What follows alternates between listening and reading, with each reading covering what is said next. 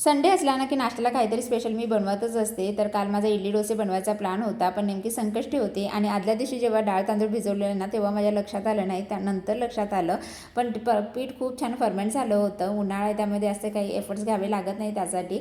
आणि मग त्याच पिठाचे ना मस्त अद्यासाठी आणि ओवीसाठी डोसे बनवले होते. बाकी मी फ्रीजमध्ये ठेवून दिलं, नेक्स्ट डे बनवता येईल, कारण माझा उपवास होता ना, ओवीचे पप्पासुद्धा घरी नव्हते. थोड्या वेळाने आमच्या घरातल्या हॉलचा लुक असा काहीसा झाला होता, कारण अद्या साहेबांनी घरभर सगळा पसारा मांडून ठेवला होता. ते सगळं आवरलं, घरातली कामं आवरली आणि दुपारी जेवणासाठी आहे ना अद्यासाठी नववीसाठी मस्त ही डाळ पालकची खिचडी बनवायला घेतली होती. खूप जास्त पौष्टिक आणि तितकीच टेस्टी अशी ही खिचडी होते. आणि त्यानंतर ना संडे आहे म्हटल्यावर एक्स्ट्रा काम तर काहीतरी केलंच पाहिजे. तर ही जी साय आहे ना ती 15 दिवसाची साय मी फ्रीजरमध्ये ठेवली होती आणि त्याच्यामध्ये बर्फ झाला होता, ती वितळायला बाहेर काढून ठेवली.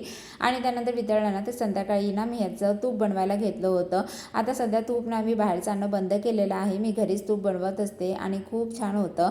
आता मम्मा किचनमध्ये हे सगळं काम करते, तर आम्ही कसं शांत बसायचं असं अध्यायचं काहीचं असतं.